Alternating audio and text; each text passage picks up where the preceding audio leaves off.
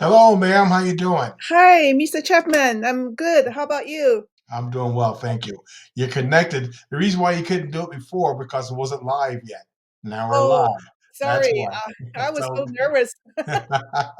you're doing great. Okay, Okay. so we're not done yet with the introduction.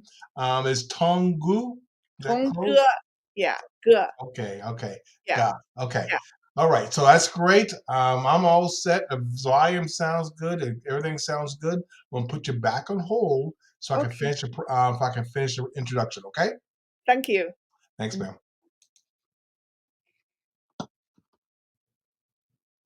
Welcome to the Hollis Chapman Show, where we celebrate the power of words and the beauty of storytelling. As we kick off the new year, we are to announce our exciting lineup of guests who will take us on a literary journey like no other. Join us as we delve into the world of authors from diverse backgrounds and cultures, each bringing their own unique perspective and voice to the table.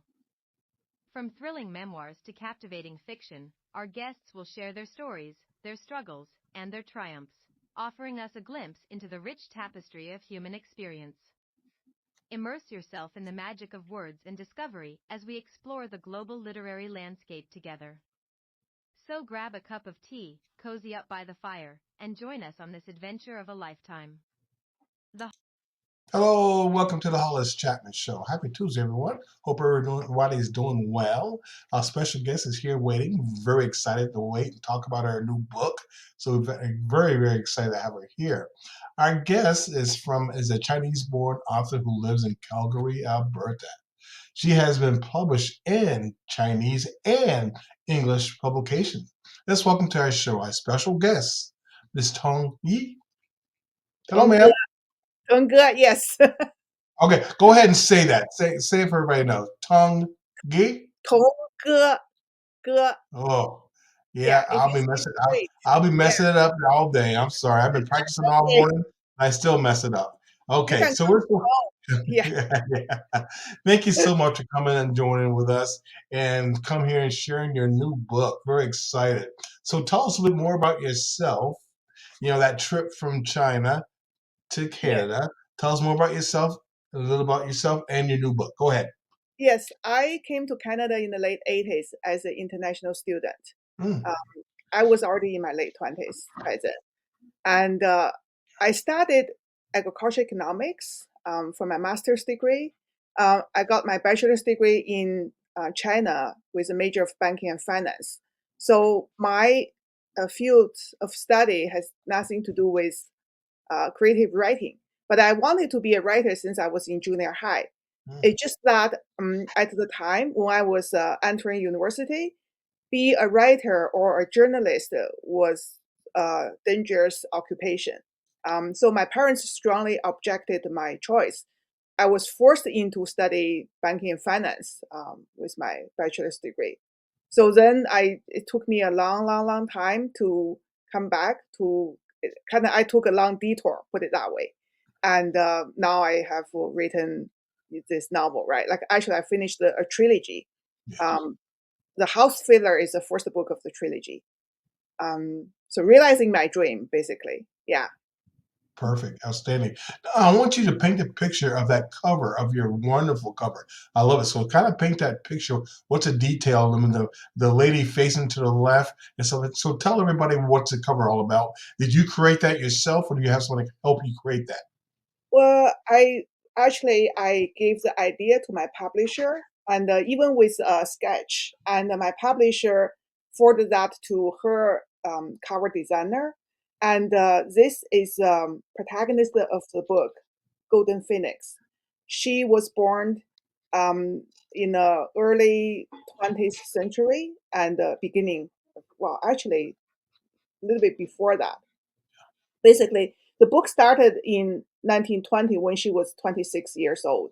Mm, And in Chinese culture, when a woman is a married woman should put their hair up as a bun, mm. then like wear braids, right? So unmarried maidens wear braids, but if you're a married woman, you put your hair up as a bun behind your head. So that's how this design and like her feature is look like. and also because she's a very determined, resilient woman, went through poverty, wars, and political oppressions and upheavals. So she suffered a lot, but also she's tough and resilient, so determined. That's how her feature shows those characters. And the blouse she wore is a traditional Chinese blouse. So the the opening of the blouse is on the side of the shirt, not in the middle. Hmm. Then at the lower half of the book, on the lower half of the book, there's a Chinese map, and there's some gray colors that represent wars and those gun smokes and cannon smokes, because she was born in the turbulence time when there's a second Sino-Japanese war started in China. After that, it was a civil war started. So that's how this book cover. Oh, by the way, the red color as a background and part of her face represent revolution, Oh, and the blood and the yeah, flag and all that. So yeah. That's wonderful, and thank you for really expressing that cover. Because I love the cover. Sounds saying it's thank beautiful. you. Yeah.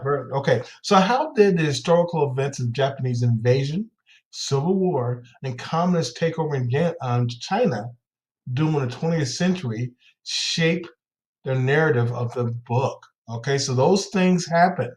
Was that some of the stuff you sit there and say, "Okay, we got to add this to the book"? How did it all come together for you? This book is based on my grandmother's story. Yeah. So I have been really familiar with my mother's side of story since I was a child, and so it's not hard to have the ideas and the materials of the book. Mm. How it shaped the Golden Phoenix.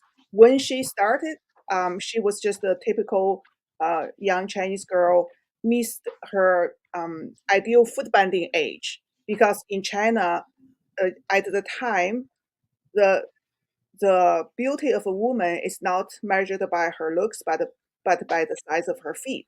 The tinier Oh, the feet, the more desirable. So Chinese parents had been bending their daughters' feet for like 1,000 years, um, and the ideal age of foot bending is about 4 to 5, because she was a motherless child, so her foot bending didn't start until she was 6, and that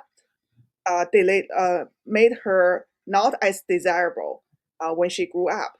And also, she was trained as a seamstress and became a breadwinner of the family. So she didn't get married until she was 26. By then, it was too late for her to find a young lad in her age group. So she married a widower who was 20 years older than her. That's how the in Chinese culture, when a woman marries a widower in the old time, she's called a house failure. That's how the title of the book came from. ah, Yeah, and when she started, she just want to be good wife, good daughter-in-law for her for her in-laws, yeah. and a good mother, and keep her family together and safe and happy. But the wars and everything happened, shattered that dream. Well, first of all, her husband passed away even before Japanese came, and with 5 children to raise, and she didn't have a ability to raise them. That's how she had to give her twin boys to the Red Army just for survival. So the twin boys was about 16 years old when that happened. Then Japanese came. Then her 2 daughters were lost to her. Like one day she went to school, they went to school and never came back. And Oh, then they had to escape the bombing from the invading army. And she eventually sent all her 3 sons to the battlefields. The twins, they joined the communists, and her eldest son Zhong joined the nationalist. And those two armies and the parties that led these two armies, they became enemies. Like they were enemies to begin with. Then when Japanese came, they joined force to fight Japanese for a very short period. once Japanese left, they start to fight each other again.